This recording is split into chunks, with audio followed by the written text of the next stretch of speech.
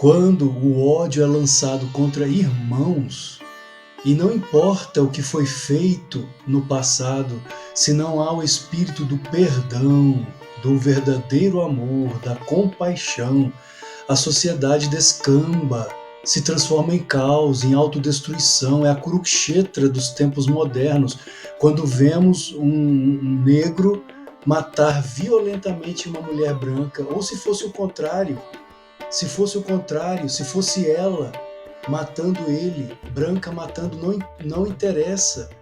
Quando esse ódio é declarado uns contra os outros só pelo fato dela ser branca, ou só pelo fato de alguém ser negro, só pela cor da pele, isso é racismo. Ela foi assassinada brutalmente.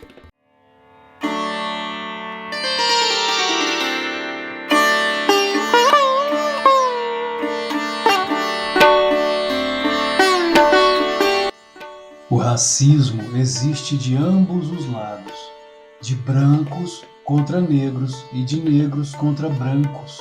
Quando professores militantes afirmam, em escolas e em universidades, a crianças e a adolescentes, que os brancos são opressores, que os brancos escravizaram os negros, que os brancos são classe média, que os brancos têm maior privilégio, gera-se o ódio dos negros contra brancos. E desta forma, como consequência, surge o racismo reverso, como uma espécie de espírito de vingança e de preconceito contra outra raça, o que é totalmente prejudicial à sociedade. Violentamente, pega de surpresa, ela estava sentada num banco da frente, somente pelo fato de ser branca, foi brutalmente assassinada sem motivo algum. Esse espírito de vingança alimentado nos corações da esquerda, do esquerdismo, é demoníaco, é satânico. Onde está o amor? Falam tanto em amor, democracia, paz e amor, desarmamento, mas não desarmam os corações. Os corações armados, o que fizeram com o presidente Bolsonaro também, uma facada que quase o matou. Isso é espírito de vingança. Isso é espírito de vingança, isso não é divino, isso não é de Deus. O que fizeram também com o ativista Charlie Kirk, ativista da direita norte-americano, com um tiro no pescoço.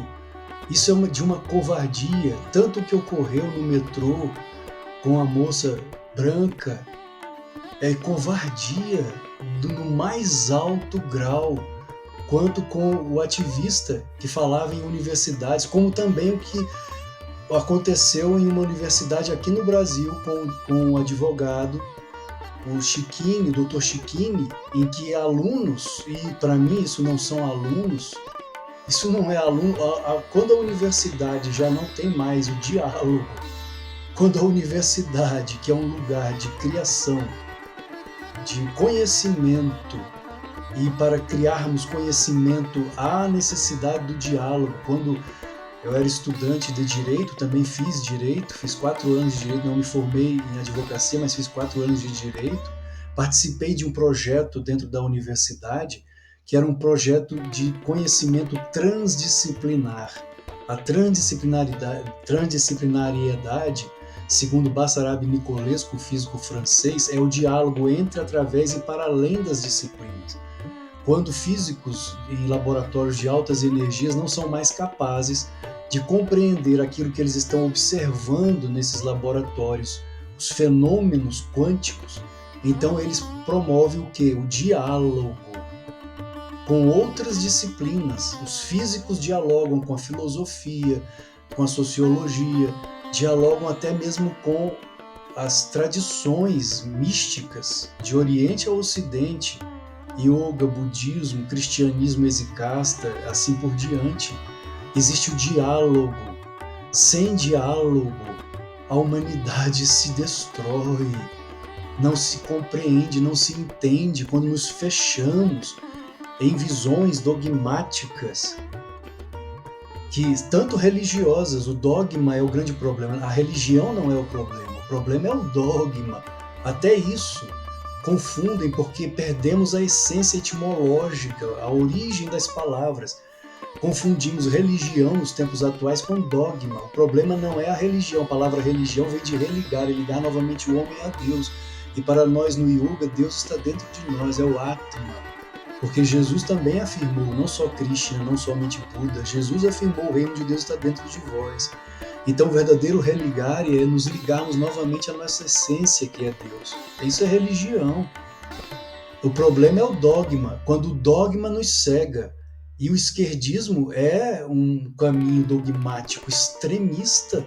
Recorrentemente vemos a violência ocorrer justamente daqueles que dizem serem a favor da paz, do amor, da democracia e assim por diante. Então, enquanto continuarmos nesse espírito de vingança e de vitimismo, não sabemos se haverá futuro para a humanidade ou um grande derramamento de sangue, como ocorreu há 5 milênios na época de Krishna.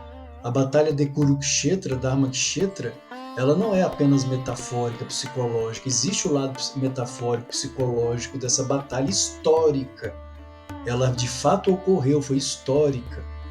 E Yogananda comparou os atuais comunistas, bolcheviques, mencheviques e etc., aos Kurus da época de Krishna. Possuem mentalidade semelhante à dos Kurus.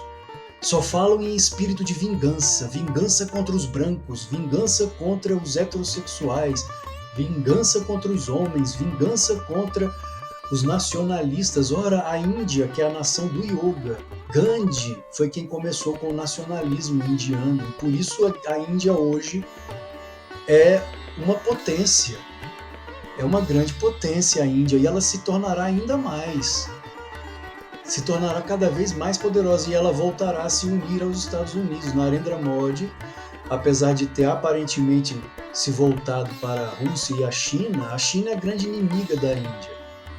Ele está trabalhando, está dialogando com o Trump, porque a união de Krishna e Cristo é a única coisa que poderá salvar esse planeta, mas por meio do verdadeiro amor, não do espírito de vingança, mas do perdão, saber perdoar, ter compaixão, se colocar no lugar do outro, sentir o outro, aprender a amar. E é isso que a direita realmente defende, mas foi colocado, inserido no inconsciente coletivo da esquerda, que a direita é perversa, que a direita é opressora, que a direita é isso e aquilo outro, que a direita é violenta, mas o que nós temos visto, temos percebido, a violência tem partido justamente da esquerda.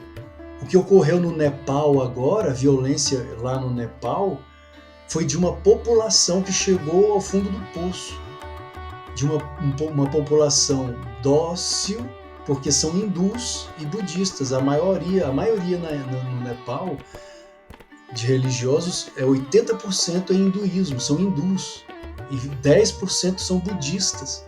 Mas o comunismo lá, a corrupção, o descaso com a população chegou a um nível, a um grau tão elevado, e a ameaça de tirar da população as redes sociais, que o povo teve que partir para a legítima defesa.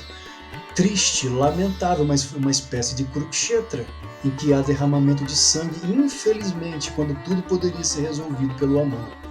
Mas quando os líderes comunistas não cedem e só roubam da população, levando a população à miséria material, moral e espiritual, não resta mais nada a não ser a luta, como ocorreu no Nepal. E eu espero que isso não seja necessário no Brasil.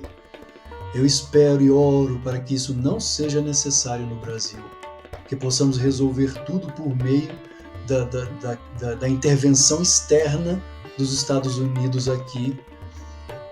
Não é que esses líderes psicopatas aqui do Brasil ponham a mão na cabeça e no coração e renunciem, percebendo o mal que estão fazendo ao Brasil e a eles mesmos, porque para quem crê na lei do karma, o karma destes líderes não é leve, não é leve.